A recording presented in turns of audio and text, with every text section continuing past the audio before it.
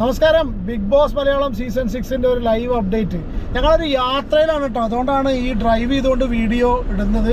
Sorry for that. നിങ്ങൾ comment ചെയ്യാൻ chance ഉണ്ട്. നമ്മളോടുള്ള കൺസേൺ കൊണ്ടാണെന്ന് മനസ്സിലാക്കുന്നു. പക്ഷേ ഞാൻ ക്യാമറയ്ക്ക് നോക്കുന്നില്ല അല്ലേ ഇതോ. ഞാൻ അതാണ് ഗ്ലാസ് ഒന്ന് ഊരി കാണിച്ചത്. കാരണം കണ്ണട വെച്ച് കഴിഞ്ഞാൽ സ്വാഭാവികമായിട്ട് തോന്നും ചിലപ്പോൾ നമ്മൾ ക്യാമറയ്ക്ക് നോക്കുന്നുണ്ടോ എന്നുള്ളത്. അപ്പോൾ ഈ ഒരു മണിക്കൂറിൽ നമുക്കൊരു ലൈവ് അപ്ഡേറ്റ് തരാനുള്ള എന്താ വെച്ചാൽ ഇത് പറയടി. എല്ലാവരും പറയുന്നുണ്ട് സോഷ്യൽ മീഡിയയിലൊക്കെ. അതുപോലെ നാദിറ പറയണൊക്കെ കറക്റ്റ് ആവാറുണ്ട്.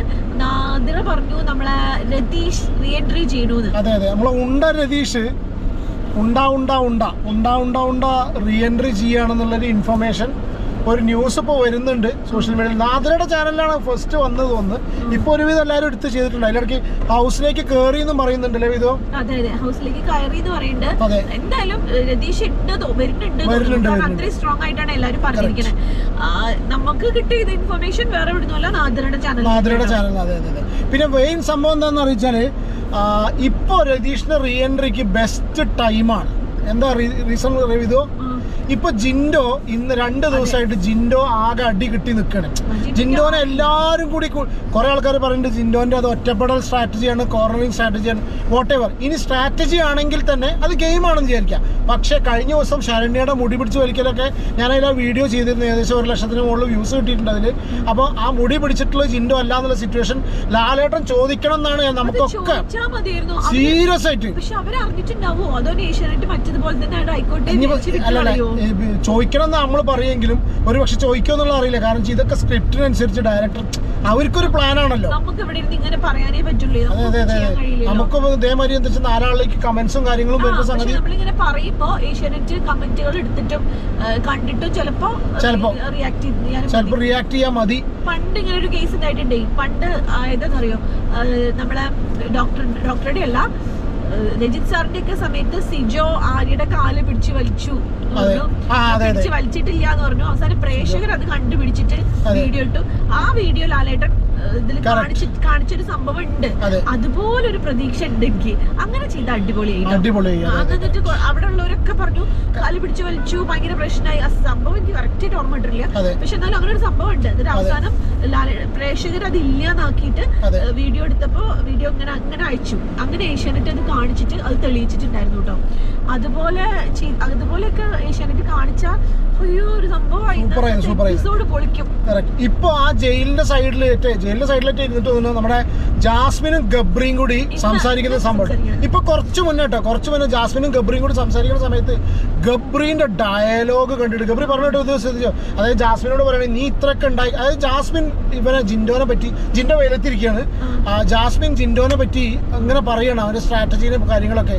അതിൽ ഗബ്രി പറയാണ് നീ ഇപ്പൊ ഇതൊക്കെ പറയും കാരണം നിനക്ക് ഇത്ര ബിഗ് ബോസ് കണ്ടതിൽ വെച്ചിട്ട് ഇത്രയും മോശം ചീപ്പായിട്ടുള്ള ഒരു കണ്ടസ്റ്റന്റ് വരില്ല. ചീപ്പ് എന്താണ് വേറൊരു വാക്കും കൂടി, സ്റ്റിങ്കി എന്ന് പറഞ്ഞാൽ ശരിക്കും സ്മെല്ലുള്ളതല്ല, ഒരു സ്മെല്ലുള്ള ഒരു വൃത്തി അറപ്പുളവാക്കുന്ന എന്നുള്ള ഒരു മീനിങ് ആണ്. കറക്റ്റ് യഥാർത്ഥ മീനിങ് നോക്കുക ഡിക്ഷണറി. പക്ഷേ ഏകദേശം ചീപ്പ് ആൻഡ് സ്റ്റിങ്കി കണ്ടസ്റ്റന്റ് എന്നാണ് ജിൻഡോനെ പറഞ്ഞിട്ടുള്ളത്.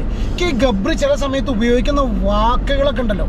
എന്നിട്ട് അവൻ പറയാ ഇയാൾ എന്താ പറയാ ചങ്ങാതി ജിൻഡോ അത്രയും ചീപ്പാണ്. അയാളുടെ ഗെയിം സ്ട്രാറ്റജി അവനാണ് ചീപ്പ്. അവന്റെ വായെന്ന് വരുന്നത് അവന്റെ വീട്ടിലുള്ളവരൊക്കെ ഭയങ്കര നല്ല ആൾക്കാരാണ്. സീരിയസ്ലി അവർക്കൊക്കെ ഇത് കാണുമ്പോ ശരിക്കും സങ്കടം തോന്നുന്നുണ്ടാവും. പോയി പറയാൻ പറ്റുമോ? നമ്മുടെ വീട്ടിലൊരു കുട്ടിയാണെങ്കിൽ നമ്മള് വിചാരിക്കില്ല ഈശ്വര ഇങ്ങനെയൊന്ന് തിരുത്തുക. അതേ അവസ്ഥയായിരിക്കും അവരുടെ. അതെ അപ്പൊ എന്താണെങ്കിലും അപ്പൊ ഈ ഒരു അപ്ഡേറ്റ് ആണ് ഈ ഒരു. പിന്നെ രതീഷ് പക്ഷെ ഒരു ആഗ്രഹമുണ്ട്. രതീഷ് അന്നത്തെ ഫസ്റ്റ് ഇപ്പൊ കണ്ട് പഠിച്ചിട്ടാവൂലോ അവരുണ്ടാവും. ഇപ്പൊ മനസ്സിലായിട്ടുണ്ടാവും നമ്മള് ഈ ജബ്രികളെയൊക്കെ ഒന്ന്. അല്ല എന്താ അറിയോ, രതീഷിനെ സംബന്ധിച്ച് ഫസ്റ്റ് വന്നാൽ എന്താ അറിയോ പറ്റില്ല.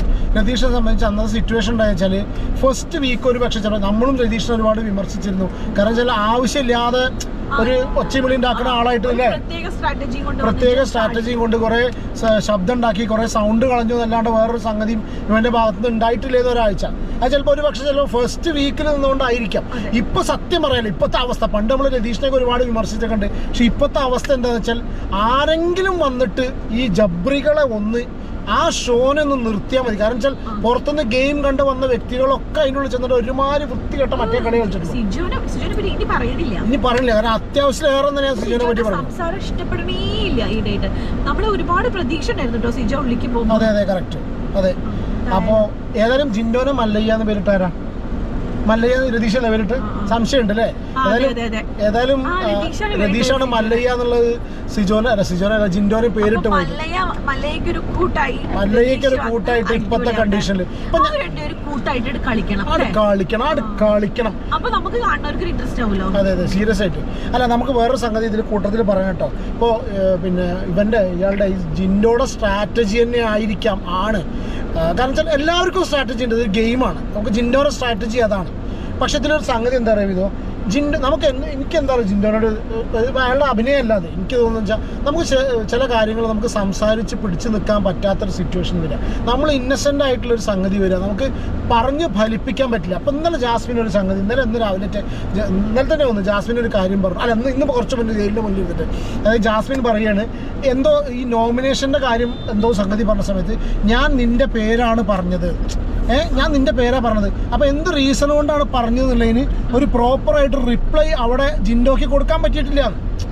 ഒരു പ്രോപ്പർ റിപ്ലൈ ജിൻഡോക്ക് കൊടുക്കാൻ പറ്റിയിട്ടില്ല. അപ്പോൾ ചോദിക്കുന്നുണ്ട് അത് പിന്നെ എന്താ സംഗതി, അയാൾക്ക് അറിയില്ല, അയാൾക്ക് പറയാനറിയില്ല, വെറും നുണ പറയാണെന്ന് പറഞ്ഞിട്ടൊരു ഡയലോഗ് പറഞ്ഞു. അപ്പോൾ എന്താ സംബന്ധിച്ചാൽ ഒരു പക്ഷേ ചിലപ്പോൾ ജിൻഡോക്ക് ആ രീതിയിൽ സംസാരിച്ച് നിൽക്കാൻ പറ്റാത്ത ഒരാളായതുകൊണ്ടാണ് അയാൾ ജിൻഡോന്റെ ഒരു പ്രശ്നം എന്താ അറിയോ, എനിക്ക് തോന്നിയത് ഒരു പ്രശ്നം എന്താണെന്ന് വെച്ചാൽ ജിൻഡോക്ക് ശരിക്കും ജെന്യൂൻ ആയിട്ട് കളിക്കുന്നത് എല്ലാം ഓക്കെയാണ്. ജിൻഡോക്ക് ചെറിയൊരു കമ്മ്യൂണിക്കേഷൻ സ്കില്ല് കുറവാണ്. അതാണ് കറക്റ്റ്. ആ കമ്മ്യൂണിക്കേഷൻ സ്കില്ല് എല്ലാവർക്കും ഒരുപോലെ പറഞ്ഞു ഫലിപ്പിക്കാൻ ടെൻഷൻ വരുന്ന സിറ്റുവേഷനിൽ നമ്മുടെ ജാസ്മിൻ ഉണ്ടല്ലോ, അവള് എന്ത് തെറ്റ് ചെയ്താലും പറഞ്ഞിട്ട് എന്താ പറയാ ആക്ഷനൊക്കെ കാട്ടി അങ്ങനെ ചെയ്തതൊക്കെ ഇവര് രണ്ടുപേരും കൂടി ഇരുന്ന് സംസാരിക്കണം. എന്താ അറിയോ കേട്ടോ, ഇവര് രണ്ടാളും കൂടി ഇരുന്ന് സംസാരിക്കണം. എന്താ അറിയോ, ഇവൻ മാനിപ്പുലേറ്റ് ചെയ്യണമെന്ന്, അതായത് സംസാരങ്ങളെ കാര്യങ്ങളെ വളച്ചൊടിക്കുകയാണ് ജിൻഡോ മാനിപ്പുലേറ്റ് ചെയ്തിട്ട് പറഞ്ഞത്. ആരാണ് അവിടെ അതിൻ്റെ ഉള്ളിൽ വളരെ ക്ലിയർ ആയിട്ട് മാനിപ്പുലേറ്റ് ചെയ്യുന്നുള്ളത് ലൈവ് കാണുന്നവർക്ക് വളരെ ക്ലിയർ ആയിട്ട് അറിയാം. അല്ല, ഒരുവിധം ഇപ്പൊ എപ്പിസോഡ് കാണുന്നവർക്കും അറിയാം. അതേപോലെ ശ്രീരേഖൊക്കെ സിജോ ഒറ്റടിക്ക് എന്താണ് ഇനി വീണ്ടും പറയുമ്പോ വീണ്ടും ദേഷ്യം വന്നോണ്ടിരിക്കുകയാണ്. അപ്പൊ എന്താണ് സീരിയസ് ആയിട്ട് ഇന്ന് രാവിലെ ജയിലിൽ കാണിച്ചത് എത്ര നേരാണ് ലൈവ് നോക്കുമ്പോ ഇവര് രണ്ടാളും ജയിലിൽ കിടന്നു. വേറെ അതിലെല്ലാവരും ഉറങ്ങായതുകൊണ്ടായിരിക്കാം. പക്ഷെ എന്നാലും അത് കാണുമ്പോഴും ഭ്രാന്ത് പിടിക്കുക. ഒന്ന് രണ്ടാമത്തെ കേസ് ഇപ്പൊ വെച്ച് നോക്കുമ്പോൾ ജാസ്മിനും ഗബ്രി എന്ന് പറയും. പക്ഷെ ഇപ്പൊ കാണിച്ച് നന്നായിട്ടോ, കാരണം വെച്ചാൽ അവർ ചെയ്യുന്ന ആ ഒരു വളരെ ചീപ്പായിട്ടുള്ള ഗെയിം സ്ട്രാറ്റജി. ഏറ്റവും രസം വെച്ചാൽ ഞാൻ പറഞ്ഞതാണ് ഗബ്രിയുടെ ഡയലോഗാണ്. ഗബ്രി പറഞ്ഞിട്ടുണ്ട് ആരാ ഇരുന്ന് പറയണത് ഗബ്രിയാണ് ഇരുന്ന് പറയണത് ഇവൻ എന്താ പറയാ ജിൻഡോ ചീപ്പ്, മാനിപ്പുലേഷൻ, വളച്ചൊടിക്കൽ, സ്റ്റിങ്കി, അവൻ യൂസ് ചെയ്യുന്ന ലാംഗ്വേജ്, അവൻ കാണിക്കുന്ന ചേഷ്ടകൾ, ഗോഷ്ടികൾ, ഇതൊക്കെയാണ് ഗബ്രി പറഞ്ഞിട്ടുള്ളത്. അത് പറയണ ആരാന്ന് ആലോചിച്ച് നോക്കണം. അപ്പോൾ ഏതായാലും അതുകൊട്ടെ നമ്മൾ രതീഷിൻ്റെ ടോപ്പിക്കിൽ നിന്ന് മാറിപ്പോയിട്ടില്ല. പക്ഷെ എന്നാലും രതീഷ് വരുന്ന സമയത്ത് മല്ലയ്ക്ക് ഒരു കൂട്ടായി. നമ്മളിപ്പോൾ മല്ലയ്ക്ക് കൂട്ടായിരുന്ന മല്ലയ്യ ഫാൻസ് ആയിട്ടില്ല, പക്ഷെ കുറച്ചൊക്കെ ഒരു ഇഷ്ടം എവിടേക്കോ ജിൻഡോനോടുണ്ട്.